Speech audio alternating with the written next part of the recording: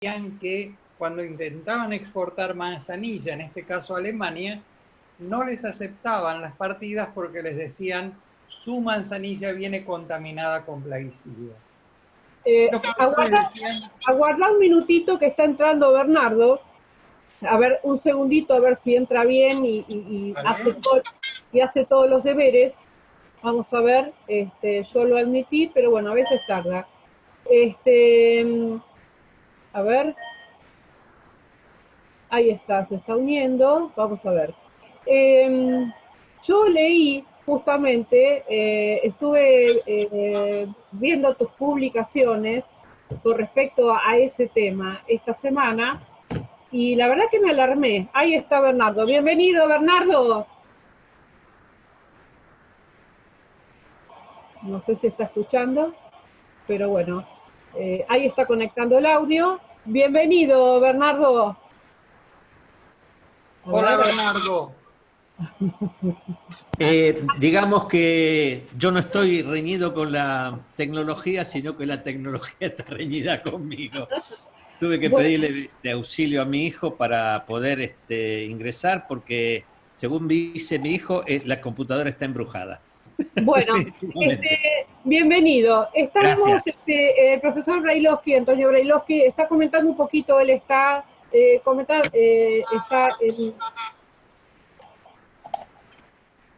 está muy con un tema ambiental. Seguí, Antonio, continúa. Sí, disculpe.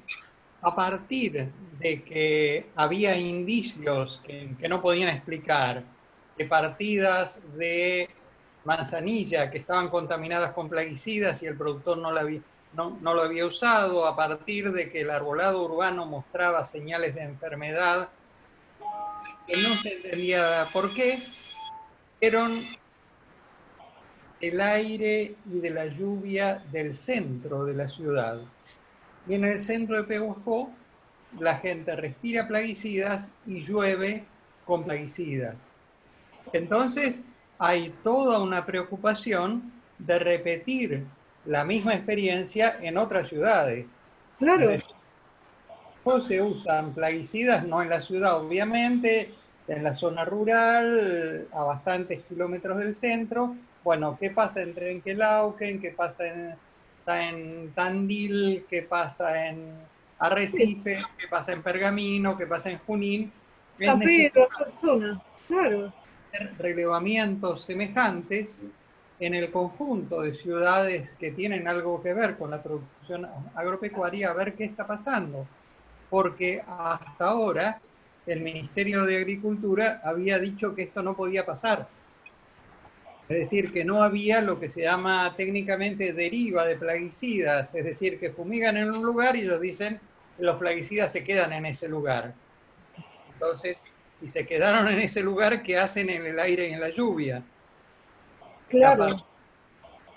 Estamos tratando de impulsar un reclamo social, por un lado, para defender a la gente del INTA que ha sido agredida, insultada, amenazada por gente que está metida en el negocio agropecuario y que no quiere que esto se divulgue. Y por otro lado, para tratar de impulsar que se haga la misma investigación en otras ciudades. Claro.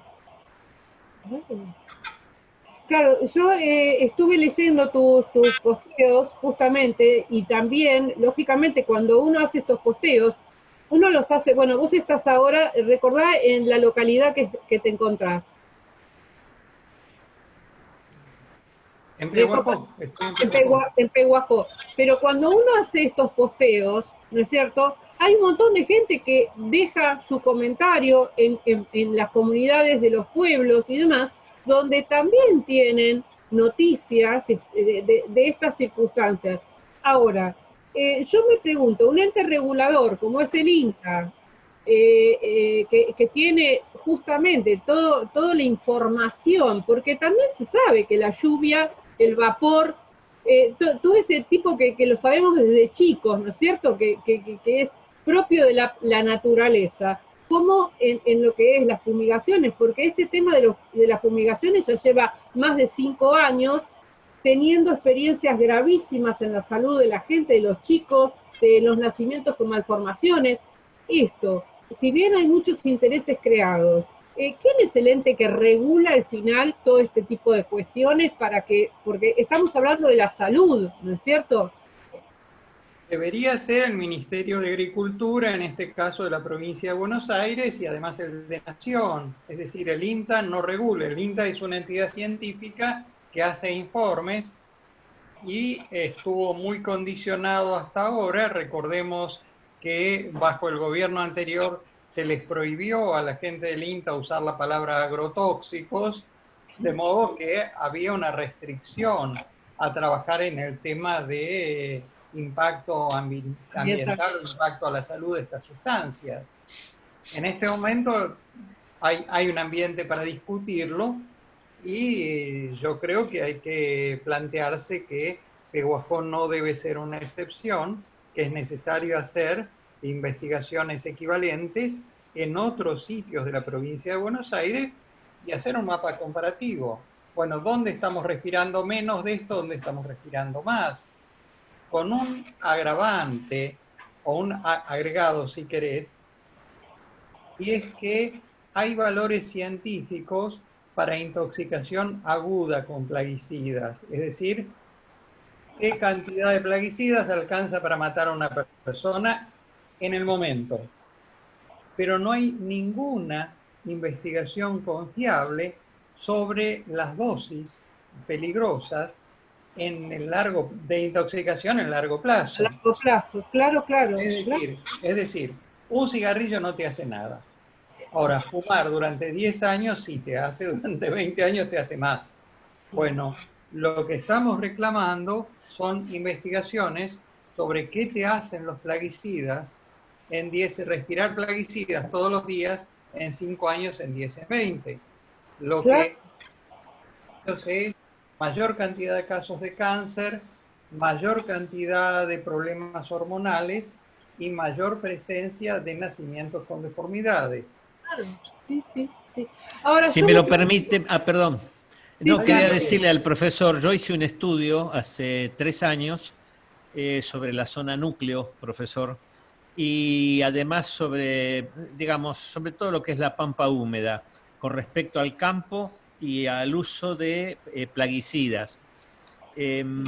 Santa Fe había hecho un estudio bastante bueno con respecto a la contaminación del glifosato y creo que no se dio mucho a conocer, pero ellos en la provincia, en ese momento, hace 3 o 4 años atrás, estaba muy preocupada por la incidencia del glifosato en la contaminación de ríos y de las napas acuíferas. Digamos que una realidad que se quiso silenciar durante mucho tiempo está emergiendo por muchos lados.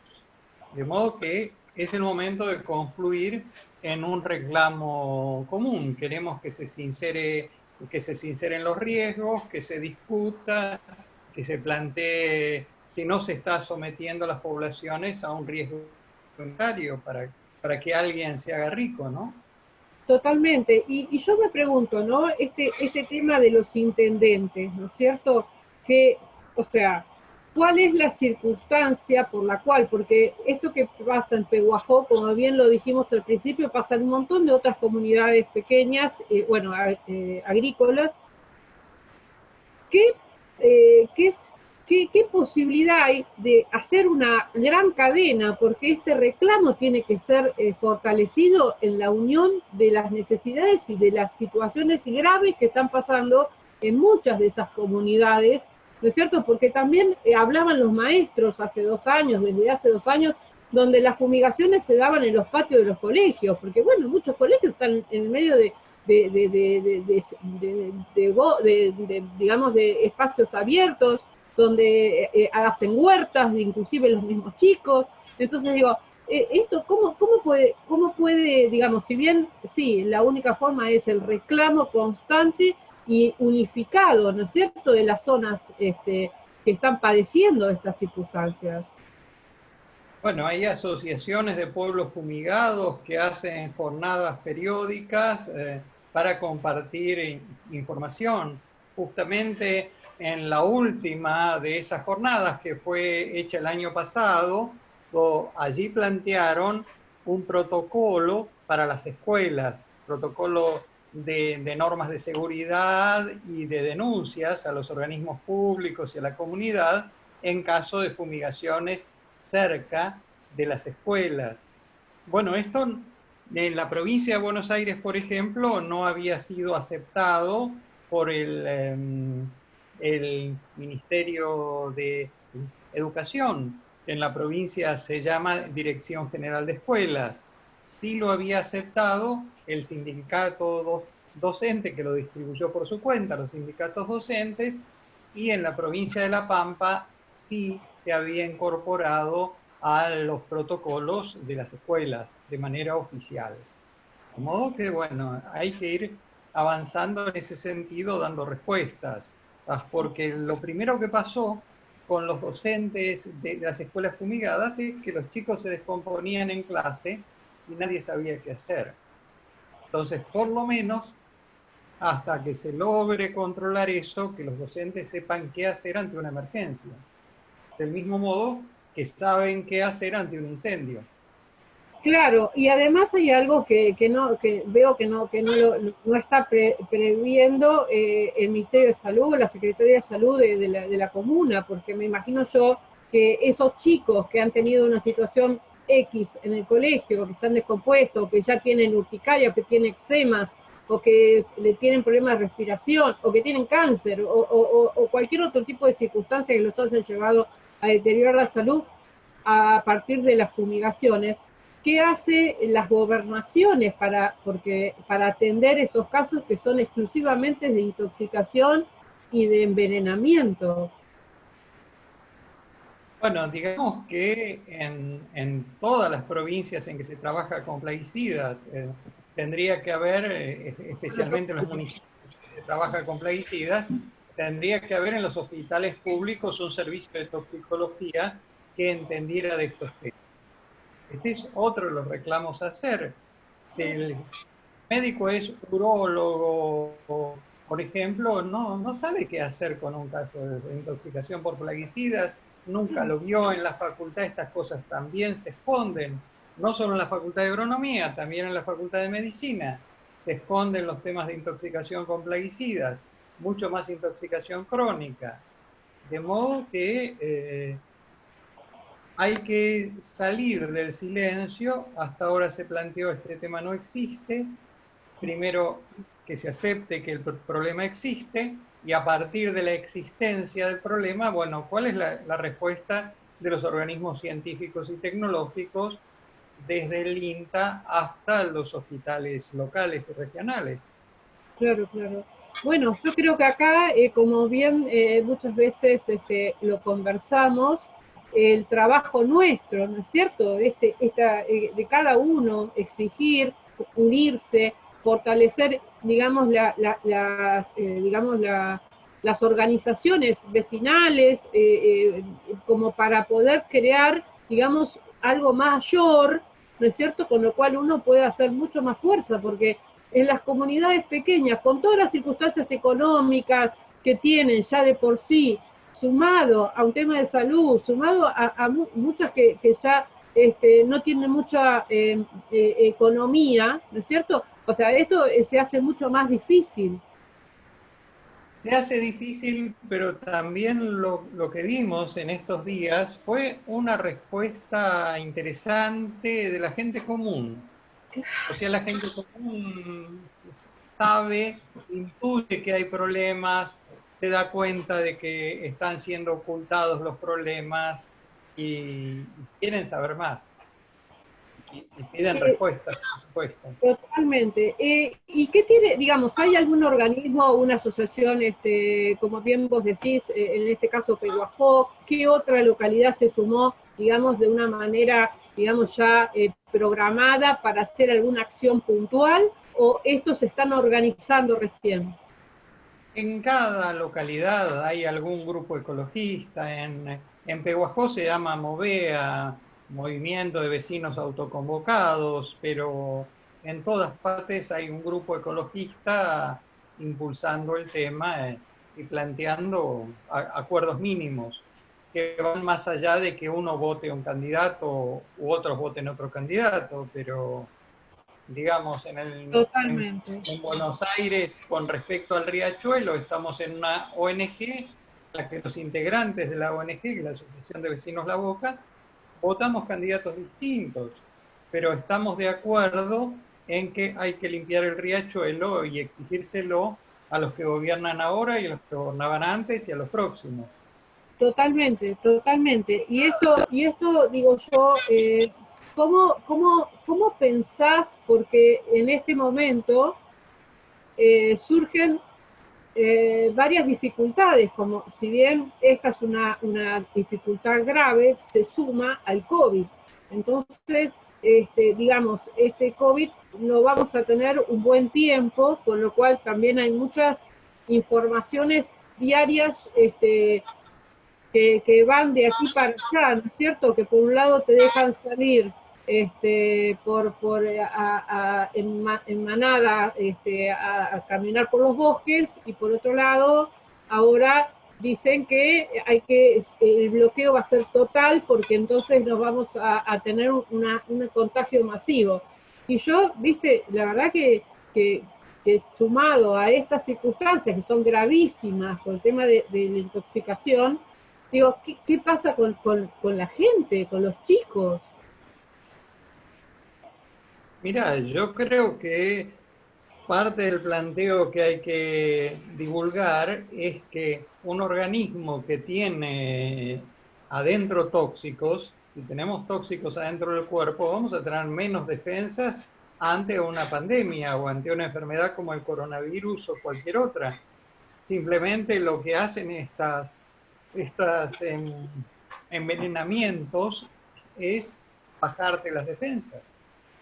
Así que forma parte de lo mismo, de la necesidad de estar preservando la salud pública. Si se Totalmente.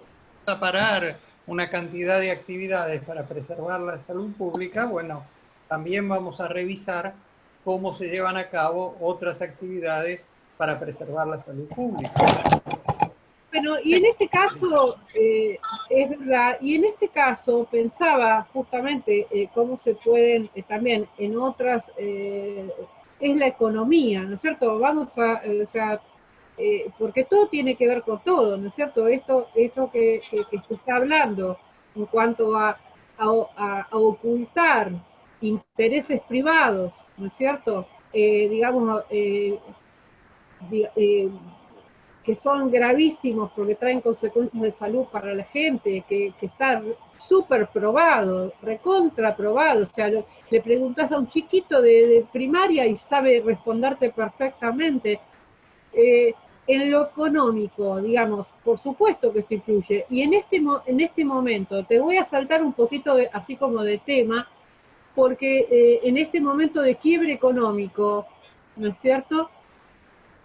¿Cómo estás viendo, si bien vuelvo a recordarle a nuestros oyentes, el profesor Brailovsky acaba de sacar una edición de su libro Las crisis en Argentina, y justamente, bueno, premonitorio tu edición, porque apareció, ¿cuándo fue el mes que lo presentaste, Antonio? Lo entregué a la editorial en enero del 2020, o Justo febrero, fines de enero, principios de febrero, sí. justo cuando comenzaba todo este tema del COVID y con todo lo que arrastra, ¿no es cierto? Tenemos Sí, que, ahora, en cualquier situación de desastre, no somos todos iguales. Fíjate que con el COVID primero dijeron que los más vulnerables eran los más viejos y de repente alguien descubrió, uy, hay gente que no se puede lavar las manos porque no tiene agua y que no se puede quedar en la casa porque no tiene casa. De modo que en cualquier circunstancia desastres no son democráticos, sectores que lo sufren más que otros. Y por lo que ha habido con manejos de precios y otros negocios y manejo de divisas en esta etapa, está claro que hubo gente que se benefició con la crisis del COVID, así como muchísimo, por enfermedad o por pérdida de trabajo. Y en este periodo, digamos, porque bueno, hay una preocupación muy grande con respecto, lógicamente, a todo esta situación económica, tanto por la deuda, porque bueno, hay varios puntos, ¿no es cierto? El tema digamos, del default, de la deuda, de la imposibilidad de pago, de la economía de los argentinos, que realmente está afectada y tiende a afectarse muchísimo más que digamos, las decisiones y las acciones que tienen previsto el gobierno o que se van a ir tomando, que se están tomando en resultados. O sea, si bien uno de los resultados los ve con el tiempo, ¿no? Pero haciendo acciones concretas. En este momento vos pensás que se están haciendo acciones concretas para tener en cuenta no sé si el después, pero en el mientras tanto, porque el después falta mucho. Y para el mientras tanto creo que también. Entonces, ¿cómo hacemos? ¿Qué tenemos que mirar? Yo creo que tenemos que mirar y tenemos que proponer, tenemos que marcar en dónde hay un déficit. Fíjate que lo de la situación de las villas no fue algo planificado, fue un déficit de todas las políticas públicas del país y gente que dijo, miren, acá hay un problema, aquí hay gente que se está enfermando y no lo tienen en cuenta. Y lo mismo uno ve todos los días reclamos de sectores que dicen necesito un protocolo para volver a trabajar. Después, bueno, son protocolos que parecen de Black Mirror, esta serie de ciencia ficción, pero bueno, son paliativos en los cuales todo el mundo está aprendiendo algo y los países que empezaron la pandemia antes y que esperemos que las estén terminando, también están aprendiendo. De modo que lo único que podemos pedir es una enorme flexibilidad a los que tienen que tomar las decisiones y una enorme capacidad de escucha. Porque hay que aceptar que en esto todo el mundo va a cometer algún error. Bueno, se trata de que sean lo menos perjudiciales posibles esos errores.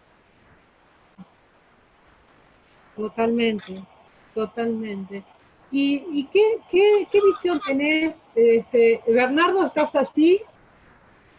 Sí, estoy Ah, escuchando bueno, no, atentamente. pensé que te había sido. ¿Querés decir No, algo? no estoy acá. No tengo imagen, digamos, imagen, pero sí estoy atento a lo que el profesor está comentando y a tus preguntas. ¿Y quisieras agregar algo? No, a mí me preocupa mucho el tema económico.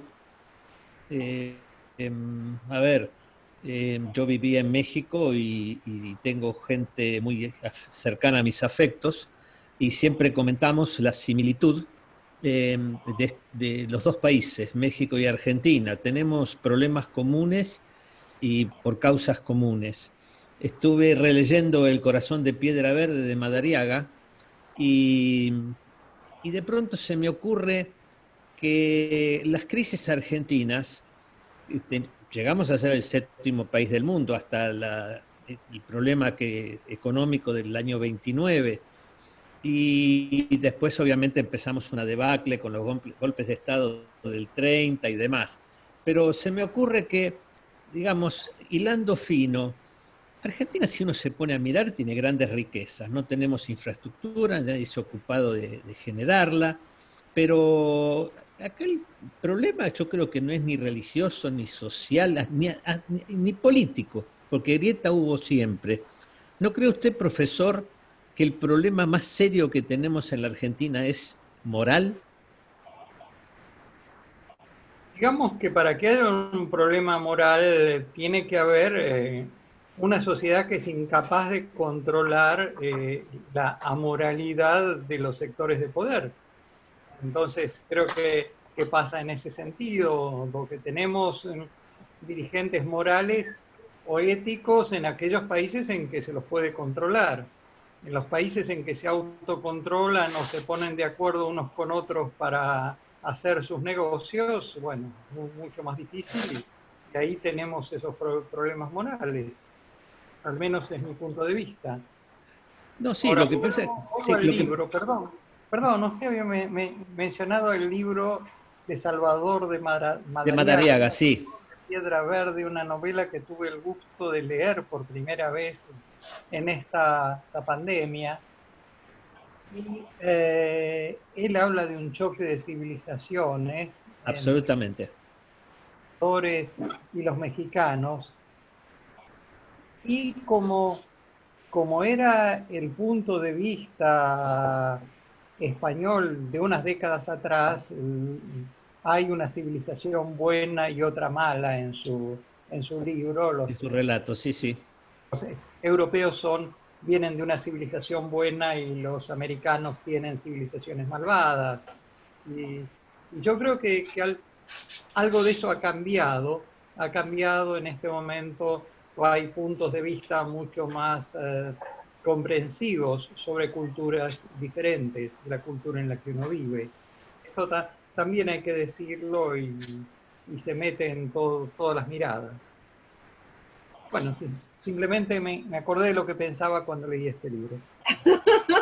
Sí, lo que Bueno, pasa es que, sí, digamos, yo siempre hago hincapié en que este tipo de problemas que tenemos nosotros, por ejemplo, corrupción, también lo tiene Estados Unidos, pero el sistema de alguna forma funciona, ¿no es cierto? Y en cambio acá, el sistema directamente no funciona para nada y estamos como desprotegidos.